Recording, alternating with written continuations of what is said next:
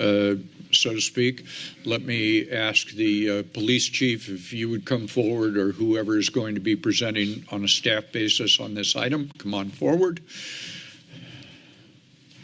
Councilmember Bruner, you asked this item to be continued, I'm sorry, not continued, to be pulled for our further consideration.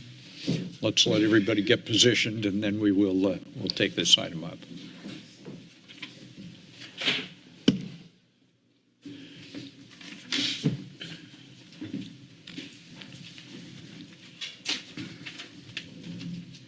Chief, good afternoon, sir. Good afternoon, Mayor and council members. Good afternoon. Do you have a presentation you'd like to bring up? And then, so we'll pause until you're ready.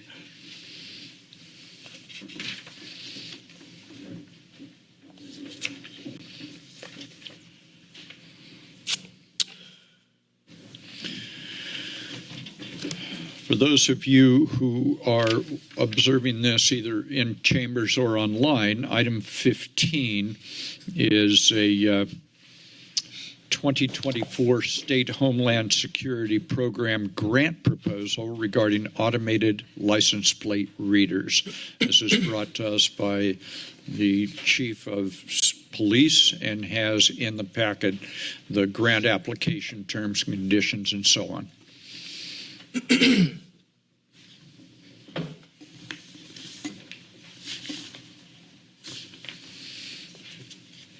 Okay, looks like we're good. Good to go. Chief, okay. Good afternoon, sir. Good afternoon, Mayor, council members. As you mentioned, my name is Bernie Escalante, the Chief of Police for the City of Santa Cruz. We're here before you today to request your approval for the fiscal year 2024 State Homeland Security Program grant funding in the amount of $84,000, and in turn that money would be used to install or purchase and install a total of 14 automated license plate reading cameras throughout the city in various locations. So that's why we are here today. So we do have this brief presentation, and I could certainly answer questions or address concerns as they come up. But on the left, you'll see that these are a variety of similar uses that these cameras will be utilized for. And I will go through the list quickly. Locate stolen, wanted, or suspect vehicles involved in criminal behavior. Suspects. Locate suspects that are wanted on an arrest warrant or involved in a criminal investigation, such as violent crimes, retail crimes, catalytic converter thefts. One thing that's not on there, and it was also mentioned earlier in this meeting, is the cannabis thefts that we've recently had where these cameras can capture license plates. The ability to locate witnesses and or victims of violent crimes. Locating missing, abducted children or elderly individuals, such as Amber or Silver Alerts is what we refer to them as. Protecting the public during special events and situational awareness. We have several soft infrastructure throughout the city, whether it's the university, the boardwalk. We were a big, tourist town. So we also have many special events, whether it's a Halloween, 4th of July, where these cameras may become very valuable to us. And again, protect critical infrastructure around the city.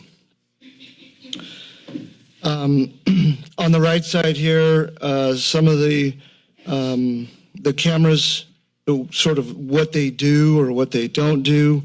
The camera software captures, and Flock, which is the company that we would like to purchase the equipment from, their database temporarily stores a photo, an image of the rear license plate of a vehicle, and that's it.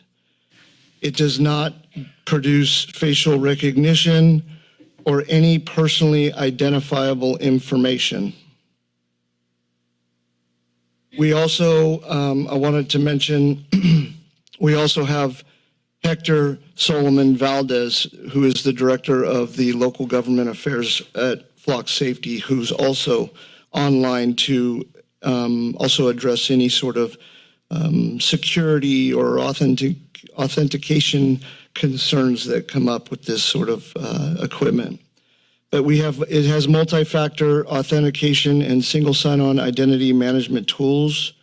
It's very secure. The information that it does produce, which is just the license plate, and we'll show you that in a minute.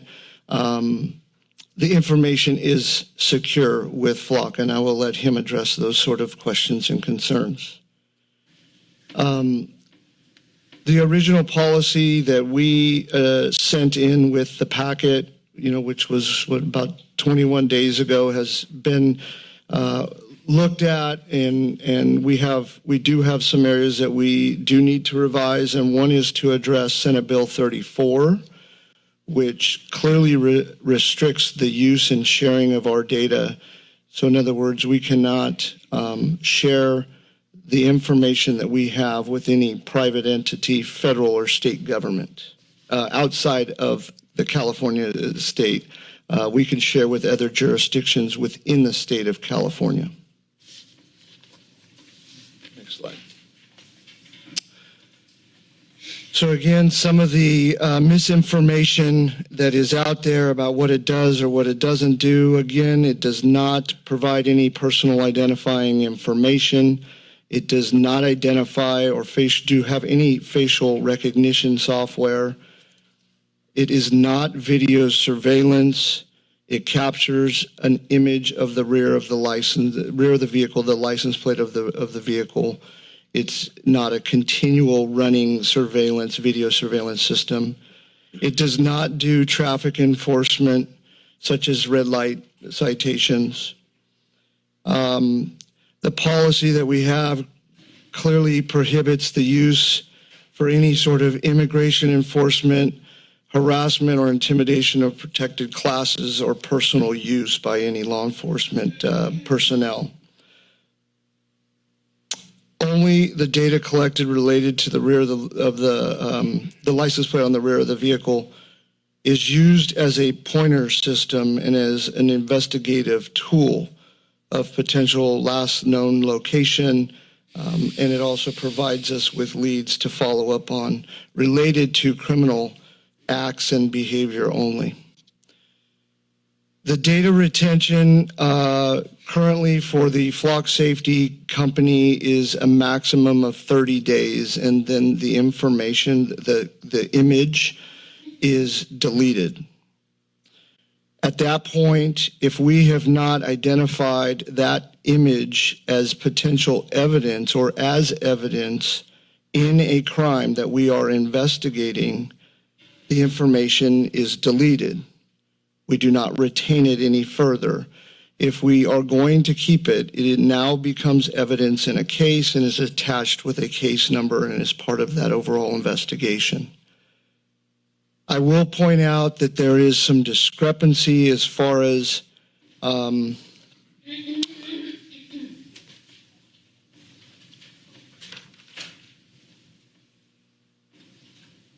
there's a section in our policy, Government Code 34090, that I think does need some more clarification.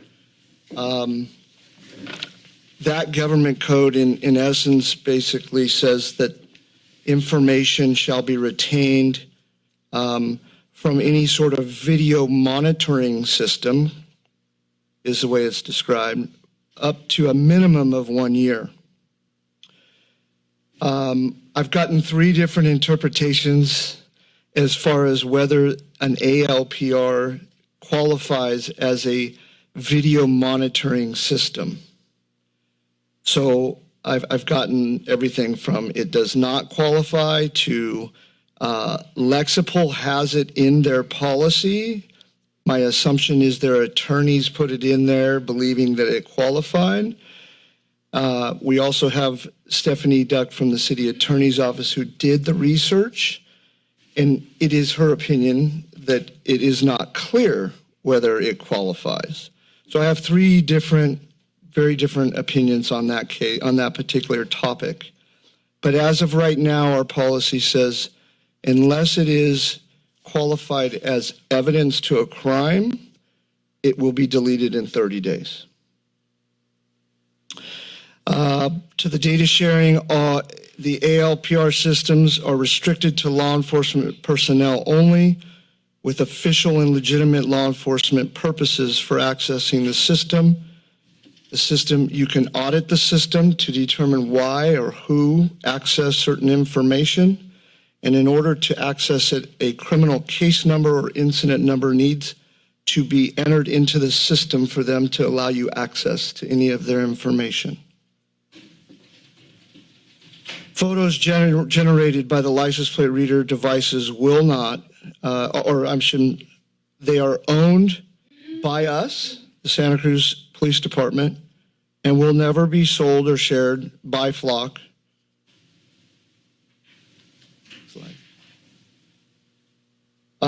This is just a real large image from the Bay Area South of all the agencies and in the number of cameras that are already deployed. This is not new technology. It's improving our ability to not only prevent, but to investigate crimes. It is a trending technology that has been out for years. Quite honestly, I don't want to see Santa Cruz at the end of this list. You will see there that Watsonville has already deployed 20 cameras in their city. Scotts Valley is purchasing the mobile ARPR systems for their vehicles and also pursuing funding for potential fixed cameras in their city. Capitola will be bringing this forward to their city council at the beginning of 2024.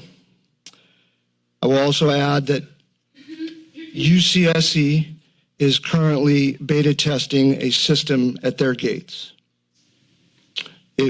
At this point, they are not looking at the same company, but they are looking at a similar system where you could upload information into the system for wanted vehicles, wanted subjects, but also for the security of their students and their campus and faculty. They are also going to be deploying these cameras in the near future. Again, as you can see, it's a very extensive list throughout the Bay Area, and this is just the Bay Area. I could have done it statewide, and it's a very large list. Next slide. This is an example that we received from Flock Safety as something that I would suggest we can put on our transparency portal. And this is what Watsonville, the city of Watsonville, is currently using. And Flock provides this for the city and uploads the information. I can't recall. Maybe Hector will be able to clarify, but how often they refresh this information. But it is hard to see.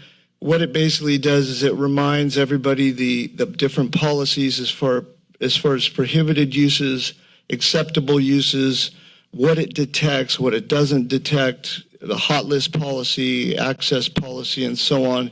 It also will give you information about the usage and how many vehicles have been detected within the last 30 days, how many hot list hits in the last 30 days. And you'll see here, they had 28 hot list hits within 30 days in their city.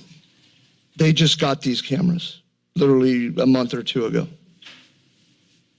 It's concerning to not have these cameras and within the region not to be the only ones without them. I think that sends a message that everybody else is taking preventative measures and we are not. Next slide.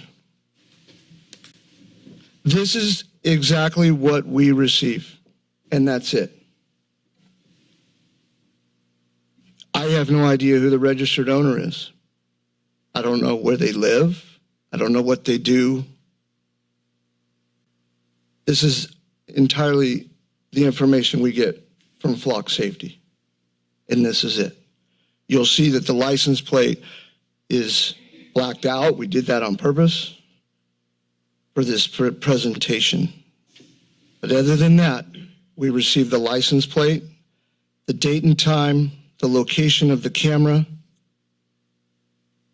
how many times it was seen within the last 30 days, the body, the make, the color, and any other special identifiers such as window stickers on the back of the vehicle.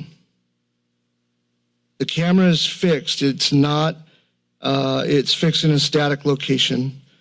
It's not moved around. It does not zoom in. It does not rotate. It's not 365 degrees. We don't control it with a controller. It's fixed. It only captures exactly what you're looking at, the rear of a vehicle. Again, to access the information, there's got to be a need to know and a right to know. This information is actually less information than what an officer can actually punch into their computers in their vehicles right now. That gives us all of the registered information. So they need to have a need to know and a right to know to access this information, just like all the other information they access today. At this point, this becomes our pointer system if this vehicle has been described in a crime with or without the license plate, provides us as a pointer system to dig a little deeper. And then we can actually go to a different system, run the license plate, and start digging about the registered owner and do they fit the description of the crime or the criminal that committed the crime. Right, then we go and we do our investigative work. But I want this to be clear, this is all we receive. I think there's a lot of other information about tracking people and their daily habits. That's not what happens here. Next slide. At this point, like I said, we do have a representative from Flock Safety available for questions. We also have the City Attorney's Office available for questions. And obviously, we're here for questions as well. Thank you, Chief. Thank you very much. Ms. Bruner, you had asked, so let's start with you. Thank you.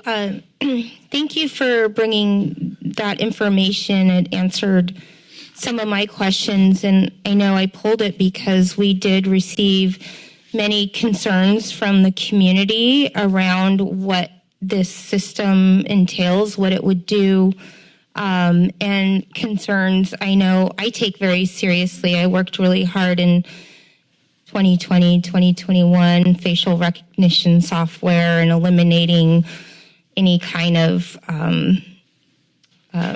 anything along those lines in our police department, the City of Santa Cruz. And so you said that someone from Flock was here, and I was curious to hear from them around the data. I know that some of the concerns were around the data that's stored with a third party and just access and how that could be used or not used, and if they could speak to that. Yeah, I think that there's several layers of encryption and security around that information, and I'll let Hector from Flock Safety give us that information. Yeah, good afternoon. My name is Hector. I'm the Director of Local Government Affairs with Flock Safety. Thank you for the opportunity to answer your questions today. To your specific question, the data is encrypted from end to end. It's important to know it's sent to the AWS government cloud. All of those servers are located completely within the United States. The data itself has what is called a time to live stamp, which means that at that 30th day, it is automatically deleted. It's also important for the public to know, as far as access to the data is owned by the City of Santa Cruz and its police department. Flock cannot share that data or sell that data. Only the police department can share the information within the system to other law enforcement agencies for legal law enforcement purposes. And as the chief mentioned, in the state of California, that's only other agencies within the state of California and in accordance to your police department's policies. Thank you. That's helpful to know. Chief, and I imagine that we have other systems or devices that capture data by third parties, and how does this compare to that? Well, I could say, such as, for example, our Axon body camera footage, it's a very similar system where the videos are captured throughout the day or night, and then the officer docks the camera and the videos are uploaded, and then they're retained based off of a retention schedule and policy. And I think what's also I want to mention, which is interested around the retention, is the license plate readers or the body camera footage, all of the images, they provide either inculpatory or exculpatory evidence, right? So I know there's arguments about how long we keep the information, but this information could also be provided as a defense to somebody that's being accused of a crime. So it's not always used to actually prosecute. It's also our responsibility to provide whatever the facts are. And sometimes this information is valuable as exculpatory. In other words, they weren't in the area because our cameras didn't pick up on the vehicle. So I think that's important to note. And then another question, the Watsonville example of the transparency portal, would we have to provide specific direction to have this, if this were to go forward, to have that posted as part of the transparency portal, or is that assumed? How does that work? I would accept that direction if you want. I don't know if it's necessary. I could say now that would be my plan to put that information up on our transparency portal and get that information updated. I don't know if, Hector, can you tell us how frequently that information in that system is updated? Certainly. The transparency portal is updated daily. It is a simple thing that we will turn on for the department, work with them to make sure their policy is linked, and as all of the agencies that they're sharing with, et cetera, and the amount of searches performed are updated daily for the community to see. Thank you. I think I'll wait for public comment if any other things come up. Thank you. Thanks for answering a lot of my questions. Okay, we're going to move our way around. Ms. Watkins. Thank you for the presentation. And I actually had most of my questions asked and answered earlier, so I appreciate you taking the time and also bringing this to the Public Safety Committee. I just want to make sure I caught something that I thought you said, that there were changes to what was in the original packet to now, or is that okay? And I wonder if you can maybe share what those are. Yeah, it's around SB 34 that clearly states, there was a bulletin that came out of the Attorney General's office a few years back that clearly states that if you're going to deploy the ALPRs, that you will not share the information, sell it, give away anything with any other private entity, another state agency, law enforcement agency, or federal law enforcement agency. So it's clearly that in the packet that we gave you is not clearly outlined in our policy, so that needs to change. Okay. And I will tell you that. Sorry, just if I may. Oh, yeah, go ahead. In the policy, or it needs to change in the resolution today? It needs to change at minimum in the policy. Got it. Yeah. Okay. Sorry, I just wanted to make sure I was clear if moving forward. Thank you. And I will add that the police independent auditor also was given the policy and provided feedback, and that was in 2 locations, the recommendation to include that. Yeah. Thank you. Councilmember Brown. I have a number of questions, but I think I'd like to wait to allow members of the public who have been waiting to weigh in, and if the questions arise, we can get those answered too. Thanks. Thank you. Chief, I have a few. So we can engage in a dialogue here for a moment. It's my understanding that the Santa Cruz County Sheriff's Department either applied for, received, had one of these grants, and has now returned the equipment, decided not to use it. Am I informed correctly or misinformed? I honestly, I don't know all the details. I believe I saw some communication that said they used them for a particular purpose and then gave them back. I don't know all the details around it, but they currently do not have Do them. not use it. Correct. Thank you. Ask a few others. Let me go. I'm going to refer to agenda pages, so let me see if you've got the same pages I've got. I'm going to start on policy 415 on page 15.4.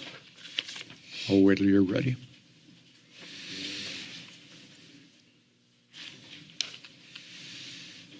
Under operations? Yes, sir. Okay. Under definitions,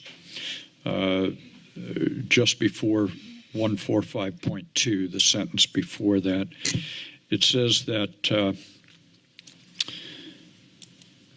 alert from the ALPR system that a scanned license plate number may be in the NCIC or other law enforcement databases for a specific reason, including but not limited to being related to a stolen car, wanted persons, missing persons, domestic violence protection order, or terrorist-related activity. So that seems to take which I think is a good idea, to have this narrowly applied, and then includes the broad language of but not limited to. With that language in there, what are the limitations then? Right now, the limitations are involved in criminal activity. So it could include misdemeanors, it could include felonies. We did not want to limit it only to violent or serious felonies. So right now, it could be used legally for any criminal violation where this could be a benefit as far as a pointer system. But as far as hits, I'm sorry, please go ahead. as far as hits go, I was kind of going off on a tangent there about investigative tool. This is specific to hits. This would be more specific to these sort of higher level violent sort of crimes. But then again, if we have a license plate that we know of that committed a retail theft, we could enter that into the system. And so I don't want to limit ourselves. If we have the information and we can have a higher likelihood of success of capturing them, we would want to enter that data into the system. Would I be right in thinking that if we adopted this with that policy language, that would give you discretion then with regard to what the but not limited to means? Correct. It's really hard to kind of capture all the potential possible scenarios where we would want to use this. So we do like that that flexibility, knowing that the rest of the policy clearly outlines, it's got to be related to criminal behavior. It can't just be for personal use or something along those lines. I understand that. Let me go on to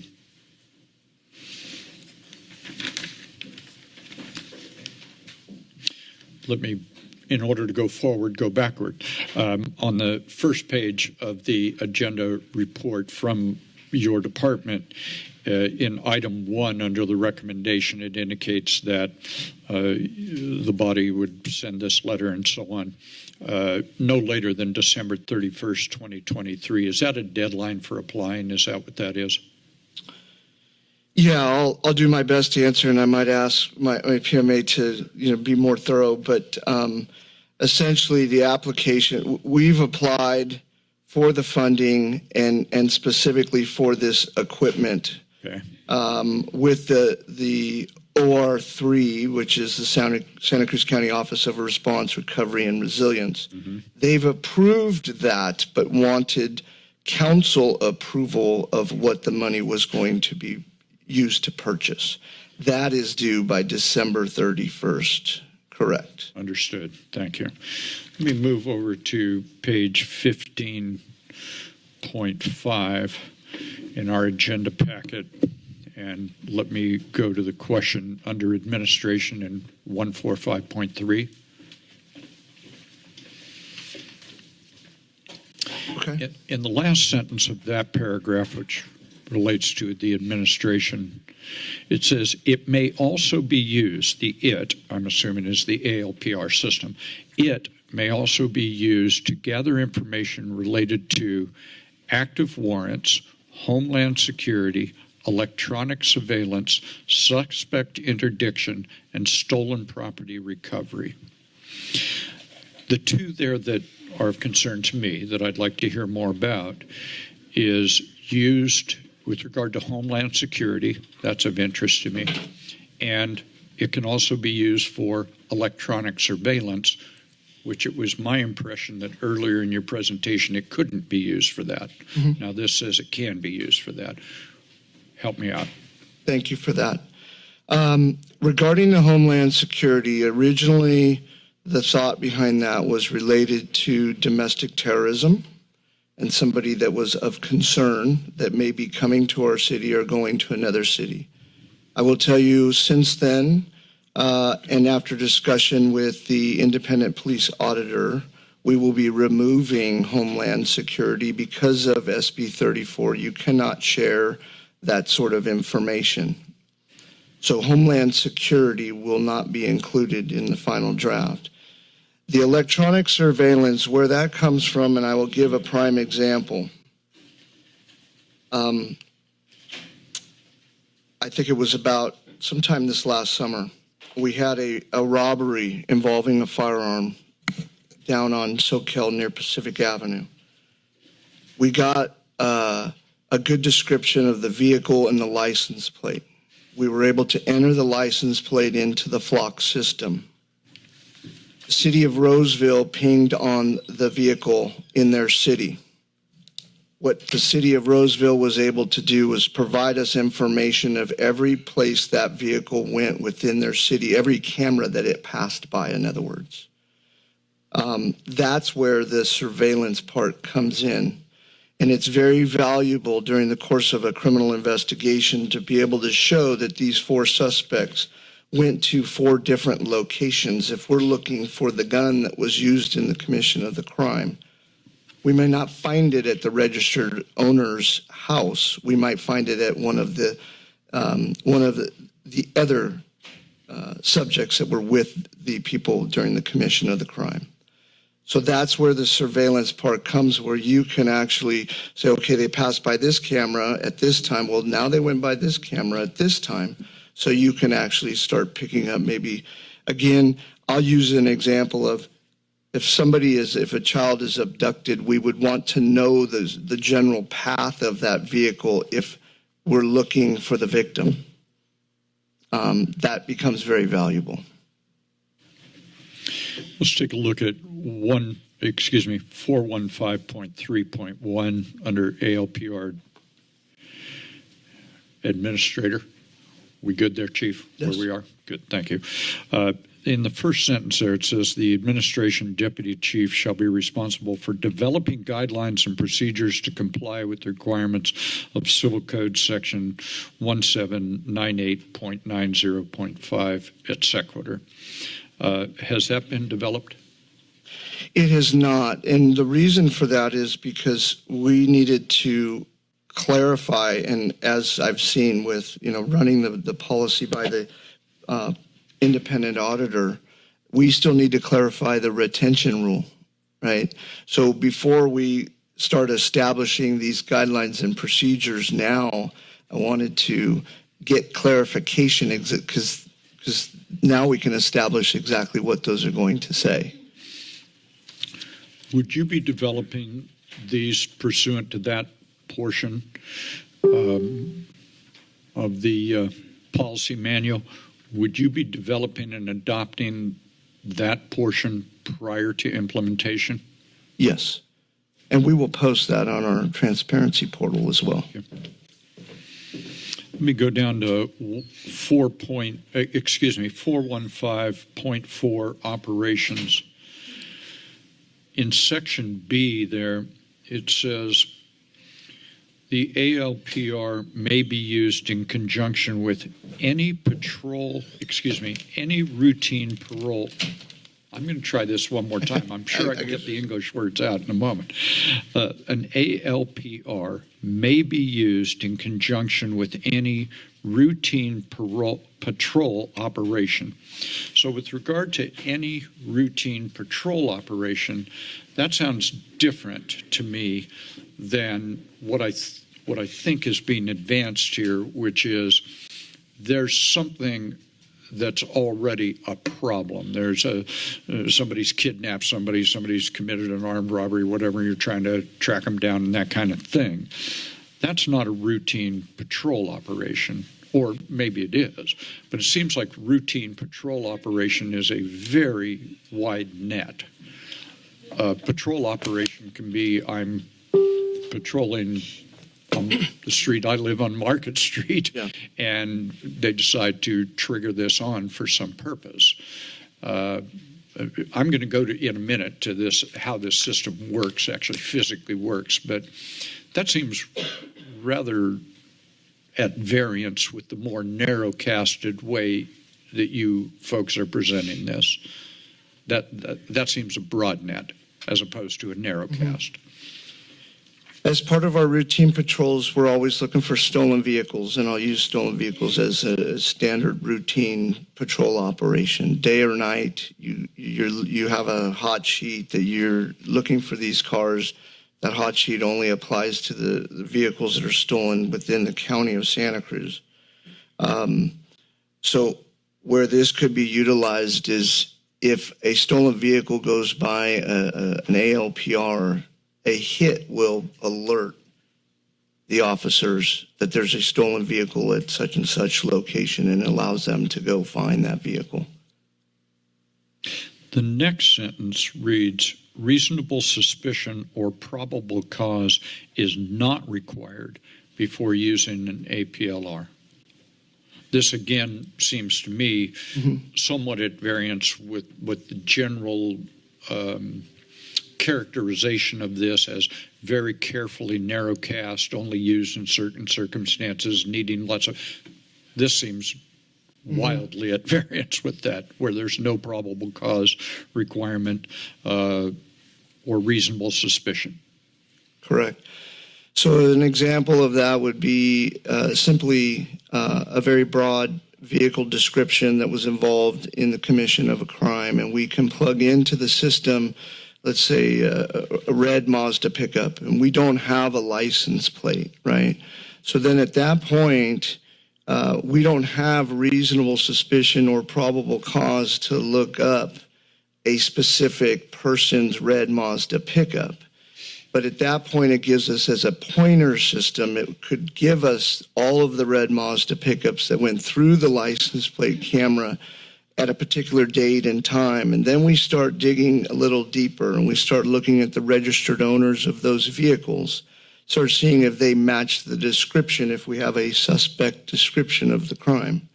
So in the beginning, where we just plug in red Mazda pickup, there's no, if three of you own red Mazda pickups, there's no reasonable suspicion or probable cause required to do that, is what that means. Now, to go a step further, you start digging about, then we would establish the reasonable suspicion or probable cause based off of other factors, description, and so on and so forth. So now it can produce that, and in some cases we have had where there was a distinguished bumper sticker that was described, right? So we can punch that in, and that's getting a little bit more defined within the law.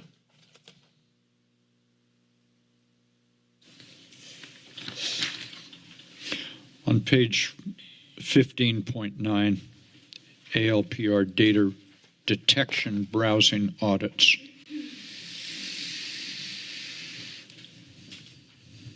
This The browsing audits, take a moment and describe how that will actually work. What a browsing audit is and how it works. Who conducts that? To whom do they submit that? So our professional standards unit supervisor, they will conduct the audit, just as we conduct other audits within our own system now around property and evidence to ensure we still have what we have booked in and so on and so forth. The professional standard unit supervisor is the one that does any sort of audits that we need to do to make sure we are within compliance of our policy. Thank you. Go to page 15.11. What is an automated license plate reader? That particular point. 2/3 of the way down, the sentence reads, the stored license plate data also provides law enforcement investigators with a pointer system that may help them identify vehicles associated with suspects, witnesses, or victims, and develop exculpatory information that assists them with focusing their investigative resources. I want to focus in on the exculpatory information issue. Can you just clarify real quick where you're at and where you are? Page 15.11 in the agenda packet under FAQs. Yeah, we don't have pages online. Sorry. Well, my apologies. I've kept up to this point. Okay, under You FAQs. caught the old geezer using paper again. Yeah. Sorry about that. Chief, this is on the page that begins at the top with FAQs. Okay, We good? Okay. Uh-huh. Okay. okay. Ms. Brown, thank you for pointing that out. I'd have done this for 3.5 more years if you hadn't pointed that out. Let's go to the very end sentence on that under the first question. It says ALPR cameras. I'm sorry. I have 2 questions here. With regard to the exculpatory information, I want to make sure I understand what that means. Does that mean, let's use your red Mazda pickup truck example, and there's 7 of them that you see in this system. Is the exculpatory information that there's 7 of them, and as you go through it, you can eliminate 6 of them, and that's the exculpatory part? Correct. Okay. It actually basically would prove somebody or help prove somebody's innocence, right? Which is just as valuable as the inculpatory. Shall we say. Yeah. Is that information then of the exculpatory information? Can this be used by the defense in a case of a criminal activity? You believe you've gone to the DA files charges, the defense attorney says, I'd like to see this information because it may be exculpatory with regard to my client. Absolutely. Okay. We're Good to know. required to turn over all evidence that's relevant to that case, especially if somebody is being accused and charged for the crime. They shouldn't even have to ask for that. That should be provided by us on the front end, which I would say would then result in charges not being filed to begin with. And that's just as important. Fair enough. We've been back and forth on this issue. I think when you were initially presenting it, it was the way the system works is that it's on a fixed, it's on a pole and whatever, and that's how it works. But in an example we've discussed in the last few minutes, you indicated use that could be used by a patrol vehicle because this also says that cameras can be installed on vehicles, which would be the mobile application, and then there's the fixed camera. So in fact, there are roaming cameras. Does every patrol vehicle, will they be outfitted with this?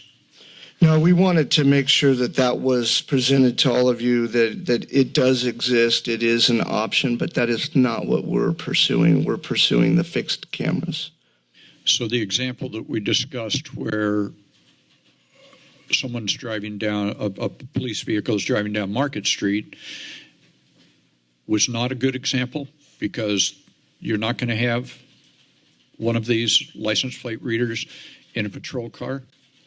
No, the example I provided was still a result of a fixed camera that gets a vehicle license plate goes past that fixed camera. Then the system provides a hit to us, an alert of the hit. Okay. So that's how that would work on the fixed camera system. So now I'm going to abuse my privilege of having the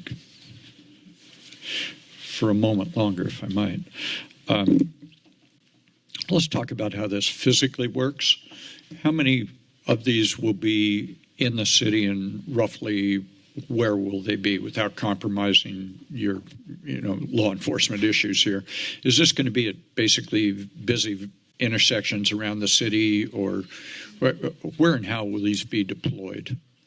Yeah, the ultimate goal was to purchase 14 as a result of this grant. And in addition to that, I was looking at purchasing 8 that would be paid out of our general fund budget. So a total of 22. Okay. We've consulted with Flock. They've done a map, and their recommendation was 32.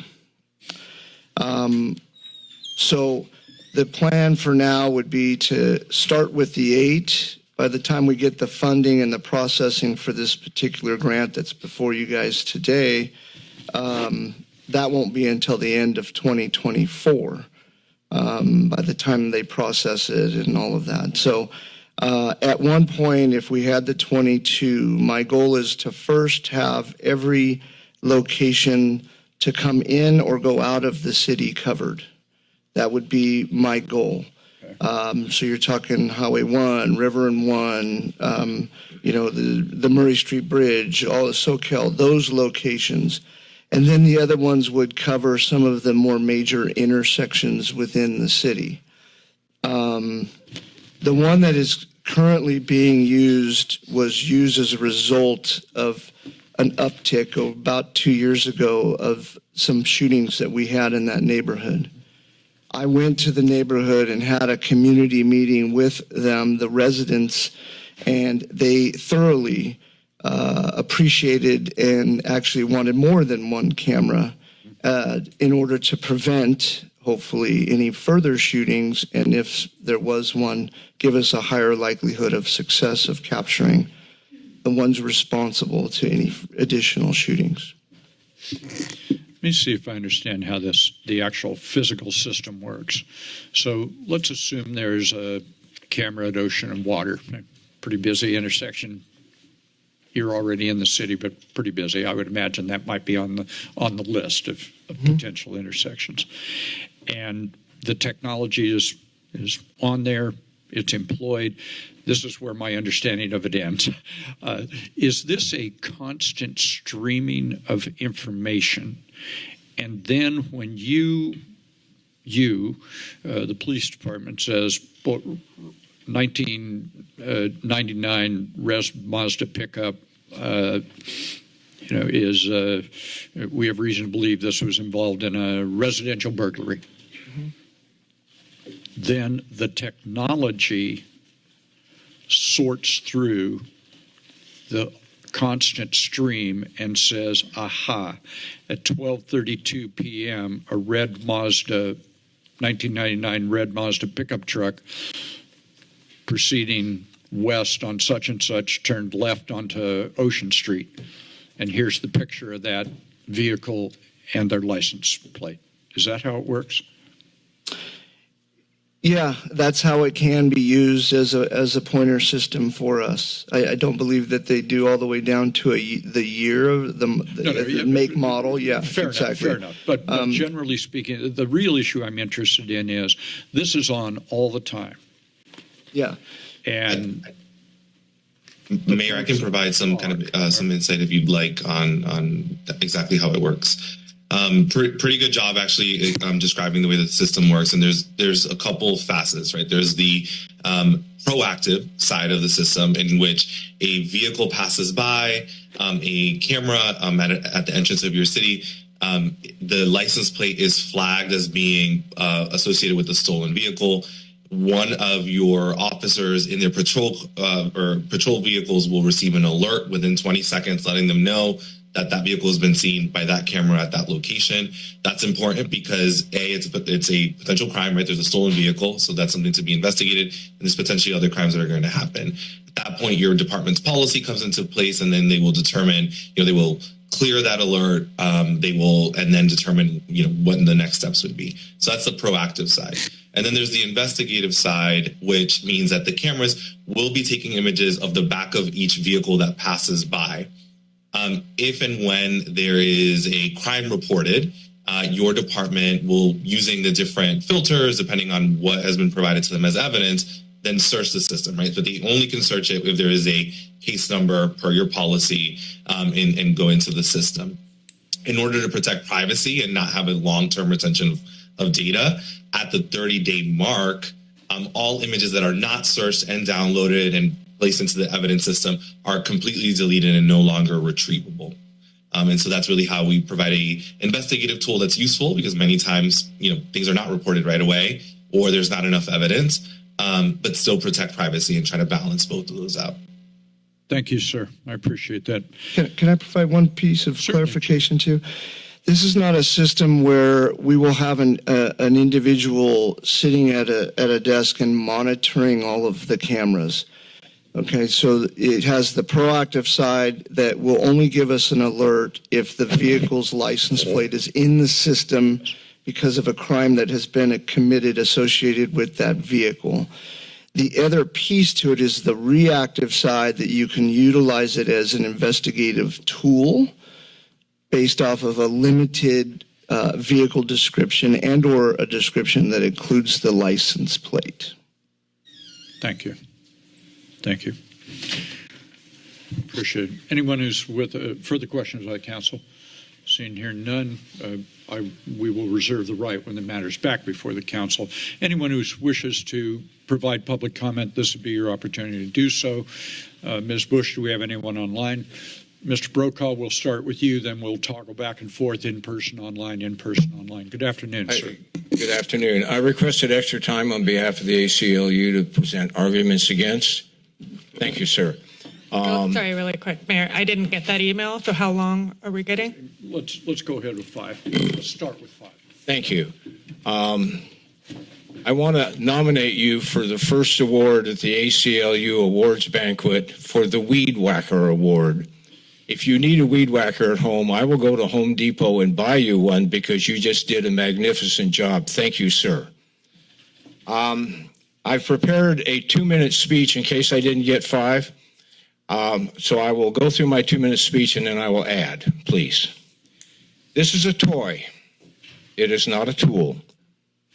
This device is designed to collect, not protect.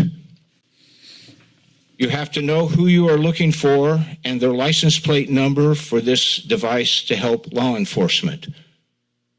The person driving that vehicle has to be the person you're looking for. This device only gives you information about cars, not people, not little old ladies, not kidnapped children, not violent felons, just cars.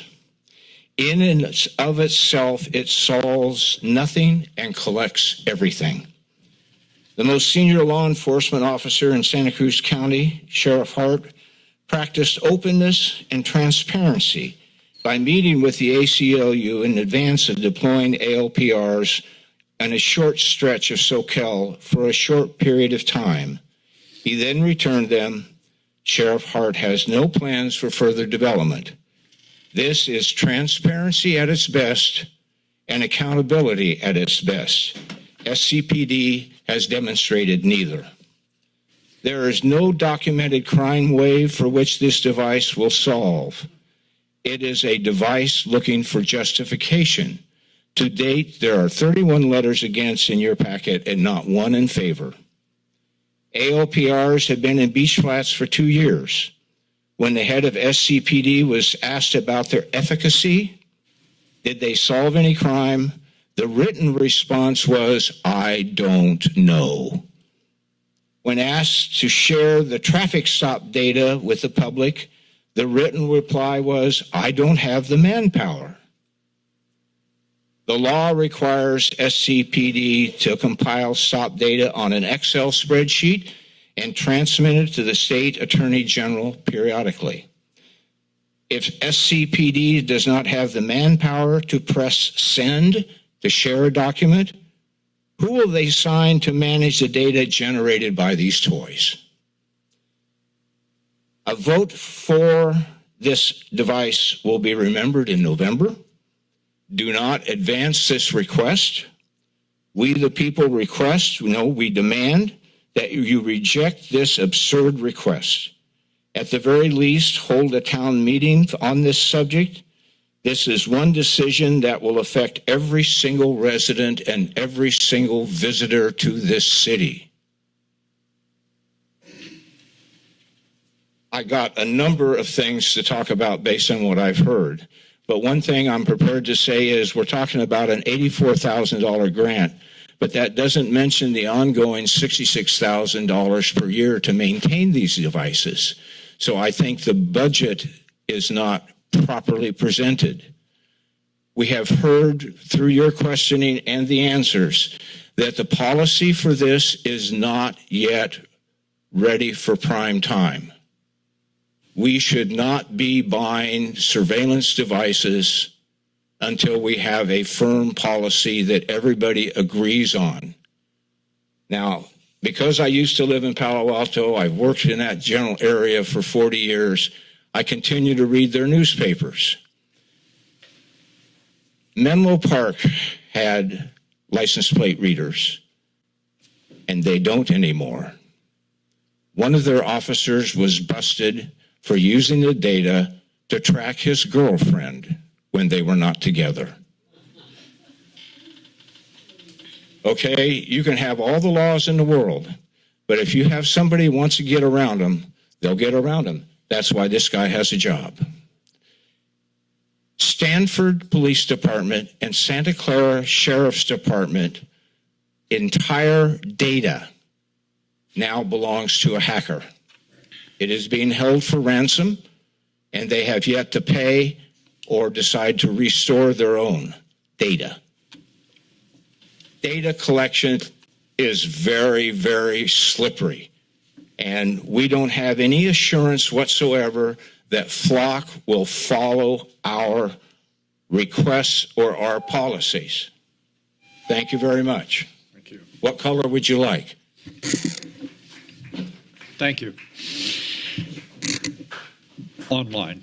We'll take next person online. We'll toggle back and forth. Person online, good afternoon.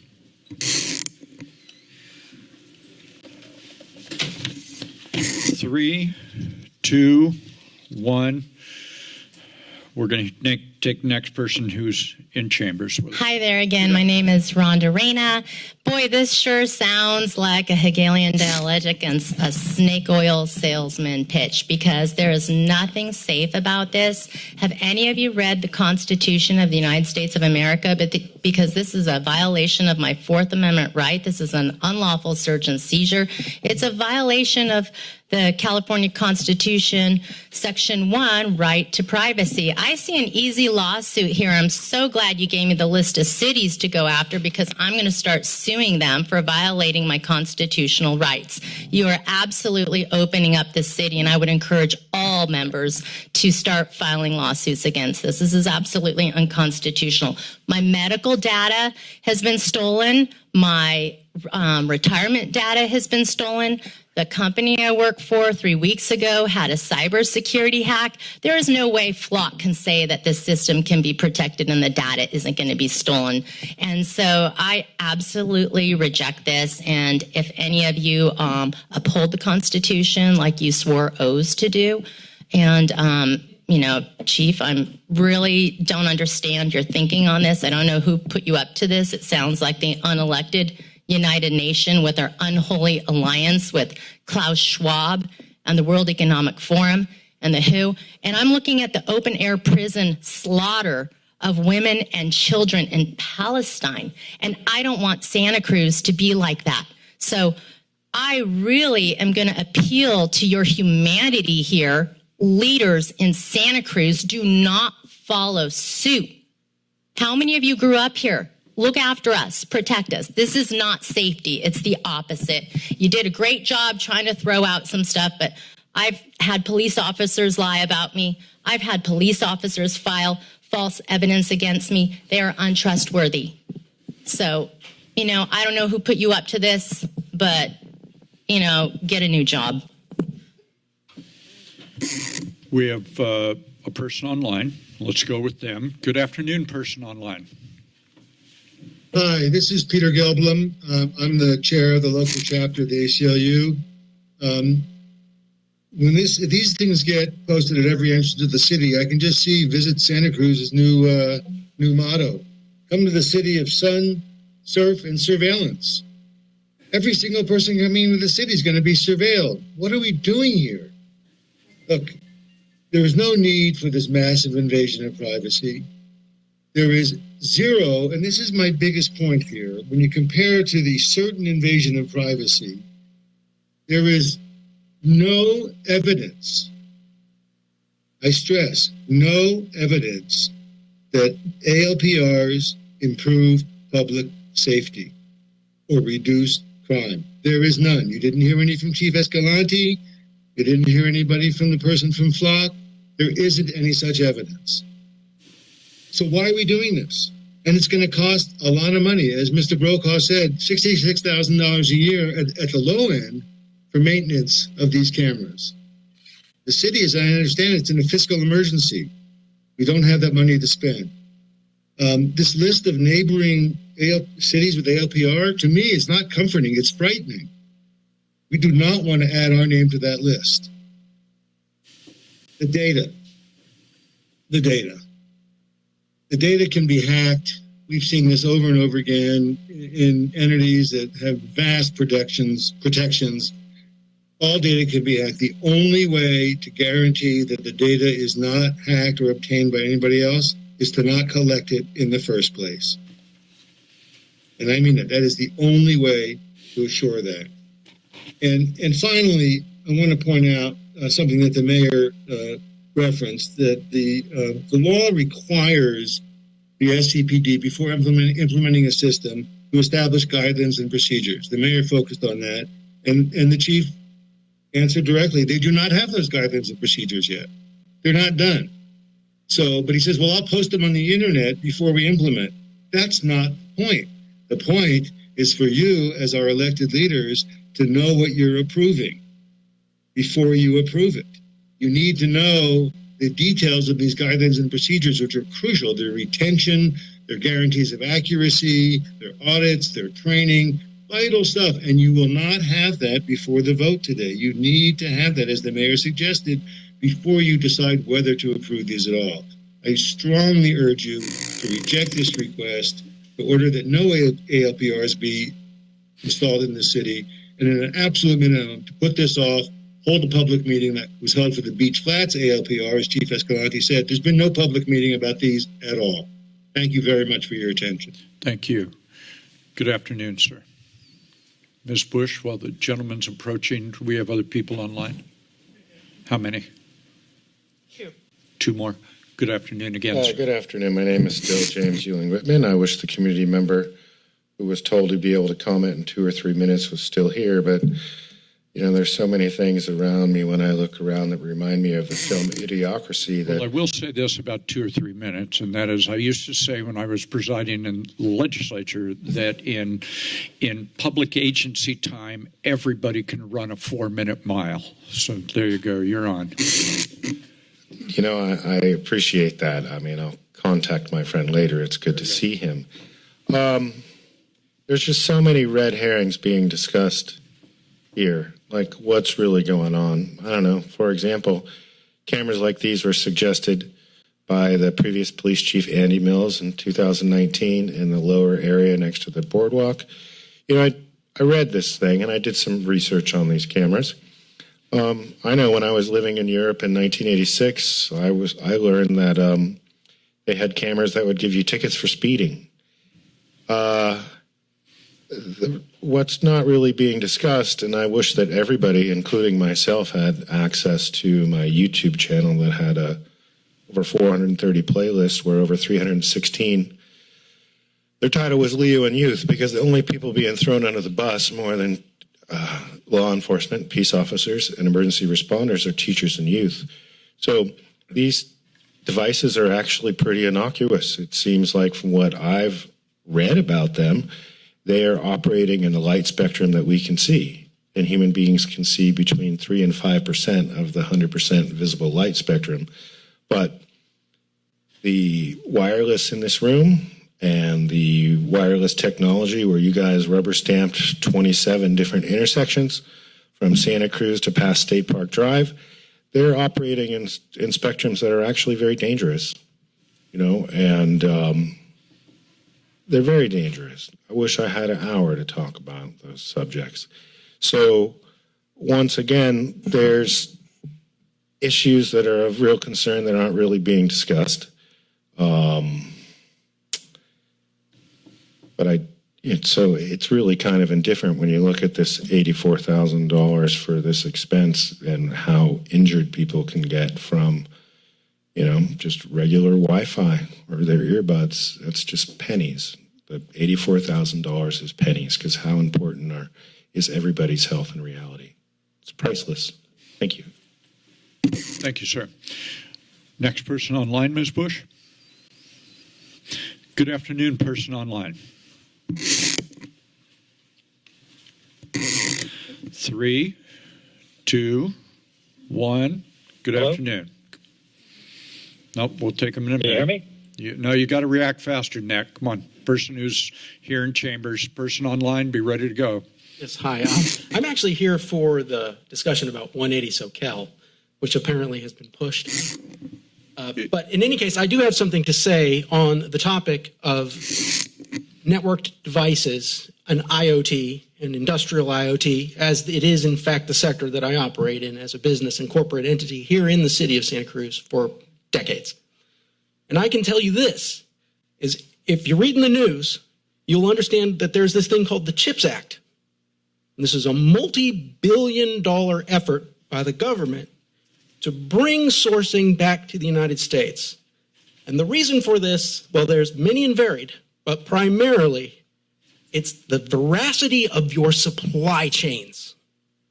And there is no one here, I guarantee it, that can tell me with a clear eye that there's veracity in that startup's supply chain. I guarantee you that's all Chinese, bottom of the basement. They probably don't even know what the CPU core they're running is. And you want to put that, okay, let's put it behind a firewall. Guess what happened to the Danish government last week, everybody? You like your emails being read? Nobody here is qualified. And you guys are going to make these decisions just like this off the cuff? Just say no, people.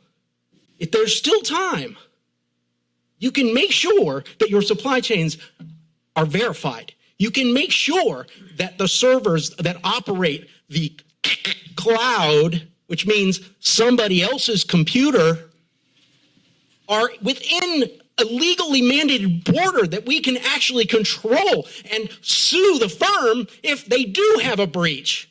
Where's the indemnity? Thank you for your time. I look forward to talking to you about 180 SoCal as well. Very good. We look forward to hearing from you in that regard. Let me go to the person online. Ready to go? Here we go, person online. Come on now. Can you hear? Now we can. Can you hear me? Can you hear me? Yes, we can. Okay. Hi, Darius here again. I really, really encourage you to support these license plate readers. All of these comments are, safety, privacy has disappeared 20 years ago with the internet and so forth. You can't walk from City Hall to Santa Cruz Coffee Roasting Company without being on probably 10 surveillance cameras with watching your gait and your face, and you have no control over who's using that data. further, these things are very successful. The error rate is like 0.4%. And Vallejo, they've increased their vehicle apprehensions and stolen by 140%. Again, our police department is always going to be understaffed by however many, 6, 10 officers. That's just going to be that's a new normal. We need to leverage technology like this to assist our police force. Frankly, I look forward to the day when we have really good facial recognition on a camera on every street light pole, including one of those, remember the mousetrap game, the little cage it fell down? Yeah, with the little cage it falls down on the perpetrator once they have a hit. So please, let's have these cameras. Thank you. Thank you. Good afternoon, sir. Ms. Bush, while the gentleman's approaching, do we have anyone else online? We have one more. Good afternoon, sir. Hello. Bruce Walker. From the medical field. Please oppose the purchase and permanent installation of automatic license plate readers and this additional step towards the implementation of a smart city. I grew up in a country that taught me to repel and reject the regimes that are known for surveillance and control of their citizens. This was and is against our ways here in the United States. Now I hear that not only does our country want to do this, but right here in our city of Santa Cruz, the police chief wants to put up surveillance cameras that see who is entering and exiting. This sounds like another country. I'll say communist China in parentheses, not ours. We have privacy rights here that were brought about when our country was founded. Our forefathers and foremothers fought for such freedoms from the tyranny of kings and queens, which it seems like our federal government is trying to become once again. Our veterans have fought in wars to keep our rights protected. Now, right here in our precious neighborhoods, we are losing such privacy rights under the disguise of protection. I do not want these cameras installed. I do not want to live in fear. What I do fear, however, is how they will be used. I have some questions that I would like answered. Some of them were answered with the display up there. But I had, what company are you buying the cameras from, which we found out. Who will be maintaining them, and we found out the expense of that. Who will be running them? Who gets the footage that you are collecting? And I do not trust that our federal government is not getting their fingers in the pie. Why do you want to see me when I am leaving or coming back to Santa Cruz? I really do not like these coalitions known as public-private partnerships. When actions are public, they are much more accountable than when they are involved with the private sector. We have elected you, the key word here is elected, as our representatives to look out for us citizens and to see that we are not taken advantage of. Please remember this as you are deciding on such an issue as this that is dealing with our privacy. Please keep my trust in you. And one thing that got brought up earlier was domestic terrorism. And from my understanding, now if I go to a protest that the United States government does not agree with, I am a domestic terrorist. Thank you, sir. Thank you. Ms. Bush, one last person online, is that correct? We'll take that person online. Good afternoon.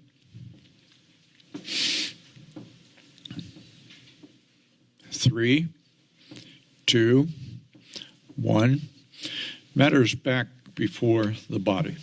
I will recognize the Vice Mayor. I'd like to move the staff recommendation. There's a motion on the staff to approve staff recommendation. Is there a second? I'll second that. A second by Ms. Watkins. Under debate and discussion, Madam Vice Mayor, you may open.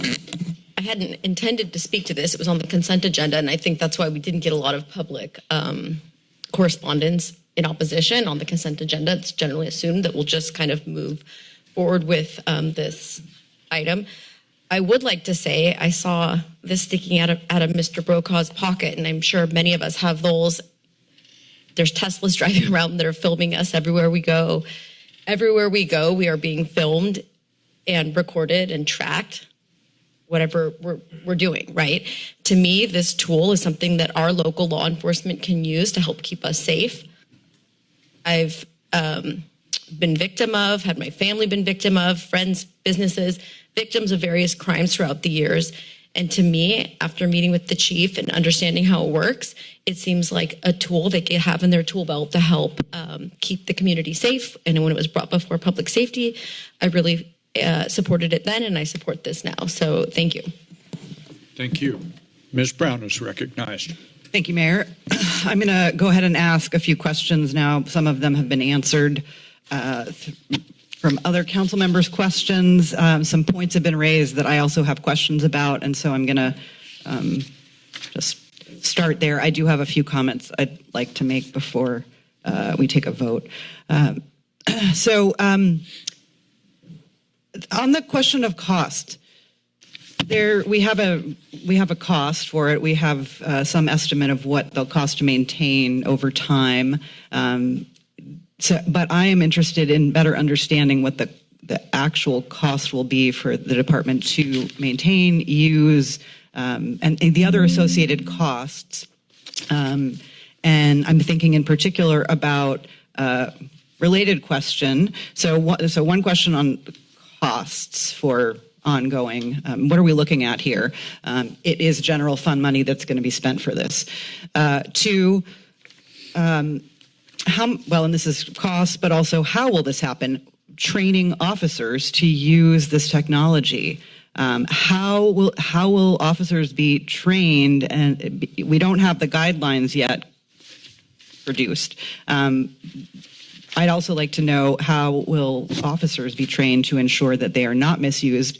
I'm not suggesting this to say that we're looking for people who are going to misuse it intentionally, but we've heard it happens. We know it happens. In some cases, intentionally. Others, there's a breach. What kind of training will help us, members of the public, be assured that the data will not be used inappropriately? I'm going to have the principal management analyst discuss the cost part of this. Mayor, Council, thank you for the opportunity to clarify on the cost. Each unit that we're looking to acquire costs $3,000 per unit per year. That includes the data management, the maintenance. It includes all of that. The only thing that's not included is the one-time installation costs, which ranges between $150 and $650, depending on how complicated. If Flock has to come in and install their own infrastructure in order to securely place the camera, that costs more money. If we can use existing infrastructure, city-owned, that will cost less. And that's it. So the $84,000 would cover 14 cameras for a 2-year contract, which is the minimum amount of time. And that does not include installation costs, since that is unknown, since we don't know the complexity of that. But it would be between $150 to $650 per unit. So just to be, if I could try to clarify here, that's the cost for the Homeland Security grant readers. Yes. You are talking about an additional number of readers. It would be the same cost per unit. Sure. Yeah. And so part of this will be general fund, part of this will be paid for through the grant. That's the intention here. And then ongoing, the city general fund would pay for maintenance after the grant is up. That is correct, although there are opportunities yearly to go after a grant like this. And since this piece of equipment is applicable to this particular grant, as far as protection of the community, then we could potentially get approved for additional funding to extend the lease program. Okay, thank you. Another question, I mentioned training and in relation to the cost of this, but I'd like to hear more about how officers will be trained. Yeah, I think the goal would be to bring in a flock safety and have them trained. So we have a group of officers, supervisors, managers that we have a train the trainer program. So we don't have to continually bring the company back to train just a small number of personnel. So the goal would be to have flock safety come in, do a training for not only managers, supervisors, and officers. The platform itself is very simple. It's really easy to walk through as far as, the different components that the image captures. And the biggest thing is really, if you don't put in a case number or an incident number, it does not activate the search. It will give you an alert that you need that information. So it is very, very simple to work the platform. Thank you. Now I want to ask, because in addition to my concerns about privacy and civil liberties, I have concerns about efficacy here and what the trade-off is, right? If we're doing something that is what we know is going to lead to additional surveillance, it is going to, these things do have predictive capabilities. And so while we're not talking about the technology does, I've read quite a bit on it. And so we're saying we're not going to use that, but as the mayor has suggested in the questions asked, there's a lot of really kind of generalized, it feels very open-ended. It feels, not fully baked. And so there's a lot of potential for, I hear you say, well, that's not going to happen or we won't allow that. But I don't see in the guidelines, I don't see that. In terms of efficacy, I'd like to ask some questions about our own experience. They have been deployed. How many hot list hits are we getting? How can you give us some information about how this has been? I want to be convinced this is effective, and I'm not based on the information I have available to me. So I'd like to hear about our own experience. I recognize that the studies kind of writ large, it's very difficult. The studies I've seen have shown no correlation between the use of these things and actual solving of crime. So I'd like to know about our own experience. If we have, how many crimes have been solved? I will give you one example. There was a homicide in the city of Fremont that included a 5-year-old girl. They had the vehicle plate entered into the flock system. When that vehicle passed the camera down on 3rd Street, our officers received an alert.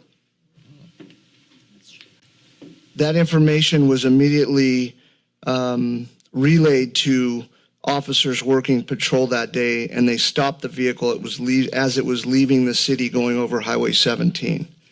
All 3 or 4 suspects were taken into custody and handed over to Fremont Police Department.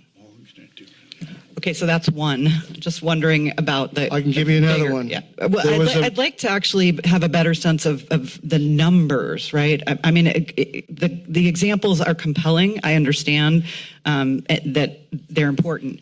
But I'd like to know, through our use of automated license plate readers so far in the city, what have been the outcomes in terms of crime solving? So I did not capture the information from Flock. The current camera that we have now is a Flock camera, but we got it as a loaner from NCRIC, which it's an acronym for Northern California Regional Intelligence Center. So it's actually NCRIC's camera, but it is a Flock camera. So we're not in contract with Flock to produce the information like we showed earlier that Watsonville Police Department has access to. As far as total number of hits or total number of plates run in a 30-day period or a year or whatever you would want to capture there. So we can't access data about whether or not these have been efficacious in the city of Santa Cruz until we approve moving forward with a bunch more. That's what I'm hearing you say, and I don't agree with that. Just like to, it feels like that's information that would be helpful to have. I don't disagree. What I'm saying is that we're not in a contract with Flock, so they're not necessarily in a business decision with us to produce the data, and the camera itself was lent to us from a different company. So that's part of the answer of why we don't have that data right now. I think I'm going to stop asking my questions because my sense is that they won't be answerable given what you just said. So I'll just make a couple of comments here. I recognize that it seems like it's an enticing proposal, right? And there we see that these technologies have been. There's a huge uptake over the past 2 decades. We know this, but what we don't have is information about the extent to which they have actually led to, successful prosecution of crimes. And the one study that I've seen for Piedmont, California, suggests that there, within the degree of statistical probability over a 16-year period, 0.03% increase in, investigations. So for me, the trade-off to really put technology in place that, we don't know what's going to happen. We don't know how it's going to affect individuals' lives. We don't know what collective impact it's going to have. I'm not prepared to do that. So I'm for philosophical reasons, for privacy and civil liberties reasons, I'm opposed. I don't think this is an efficacious project, and I think it's just, everything I hear when I talk to people is these are revenue sinks. So I'll end there. That it's just it's not cost effective for us to do this. We're not going to get anything out of it. I'll leave it there. Thank you. A couple of points here.